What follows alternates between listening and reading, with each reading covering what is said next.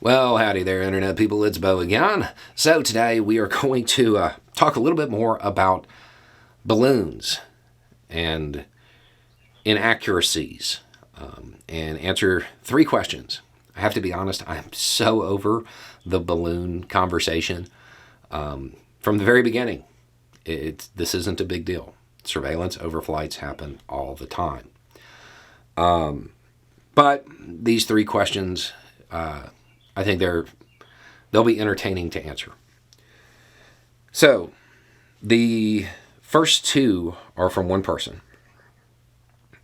I'm curious if Bo will change his tune now that it is known the Biden administration lied and that they watched the first balloon being launched and had been tracking it for about 1 week before it entered U.S. airspace over Alaska.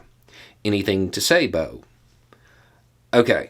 Honestly, that is totally shocking to me. That is just, it's mind-blowing that happened. Not that they were tracking it from long before it passed over the Aleutian Islands, because I have a video 10 days before you sent this message saying that was the case and that they were lying about it. I'm shocked that they admitted it. Generally speaking, it's not a good idea to disclose how soon you can pick something up. And this is all covered in that other video. So, I mean, I absolutely, pointed out that they were lying about the fact that they didn't pick it up until it got to Alaska. There's 2 other little tidbits that need to be talked about here. First, the Biden administration was not watching it since it took off from China. I mean, you can't possibly believe that people in the White House are alerted every time a balloon lifts off in China. Some person in a bunker somewhere was staring at a screen watching it. It wasn't the Biden administration. And framing it that way and saying it that way, and you probably got that from a news outlet that was trying to do what news outlets do and be very partisan. It casts doubt on whether or not your question's in good faith. But I don't need to change my tune about this, because I started singing that song before Fox or wherever told you that you should be mad about it. The other really cool part about it is that if they admitted this and they said we could pick it up there, the technology that they have to pick this stuff up, the way they're doing it, is so good, they can disclose it, and there's not a countermeasure that can be used to disrupt it. So one more reason to really not be worried about the balloons. The same person has a follow-up. The second lie that he repeated was that the Biden administration had to wait until it completed its mission. I don't think I ever said that. And it was over water before shooting it down safely. What you say, Bo? I don't really understand that. There are 2 things that this can mean. One is that there's information out there saying that they tried to shoot it down earlier and were unable to. Okay, maybe it means that, and we'll get to that in a second. I'm certain that wherever that might have occurred would be a pretty desolate area. So it could mean that, or it could be drawing on the other balloons that have been knocked out of the sky, and that's what I think it is. I would point out that I know that one of the balloons that was knocked out of the sky, not the one they waited to cross over to get over the ocean, but one of the other ones, didn't have a payload. It was just fabric. And I think another one was like a ham radio or something like that. Didn't have a huge payload. Didn't run the risk of causing damage on the ground or creating a 7-mile wide debris field. That initial balloon that they shot down off the coast was huge. The payload was huge. When people were talking about it, they were describing it in the terms of how many school buses it was. And I want to say it was 3. Might have only been 2. But either way, it's not something you want dropping on your house. So it would have to be done in a desolate area.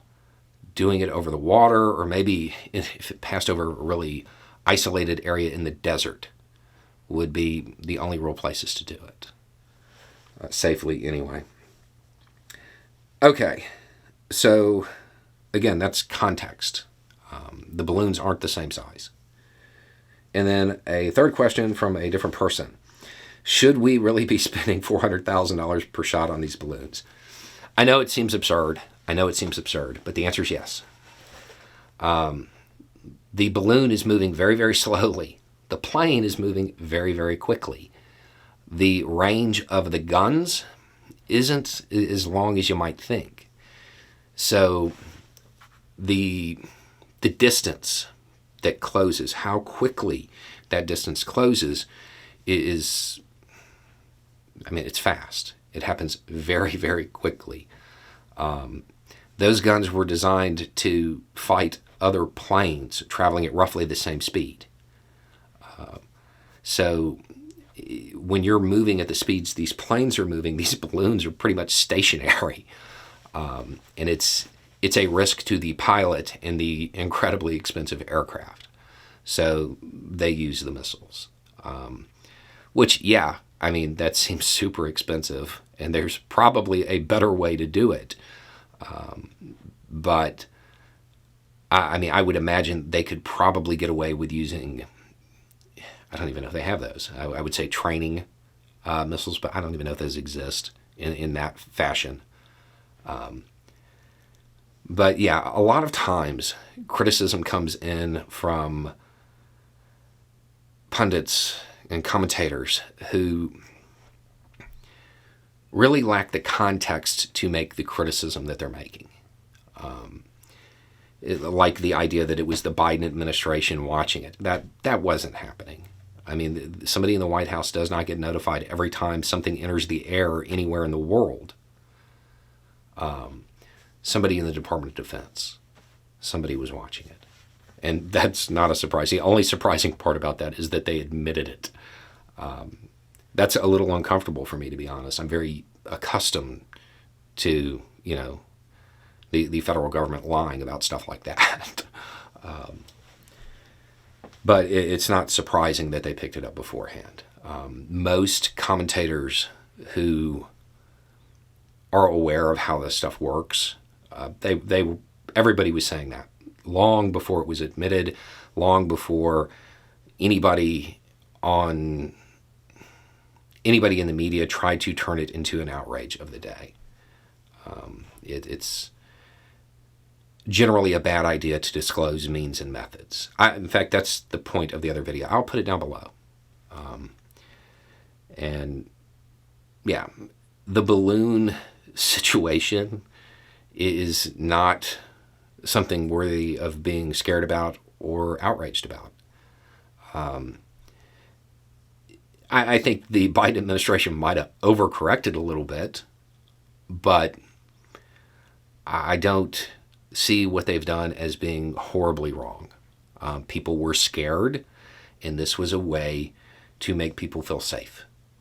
I don't necessarily think they needed to take out ham radios or whatever it is they've been hitting, but if it was something that could be seen from the ground and scare people, there was probably a reason they did it.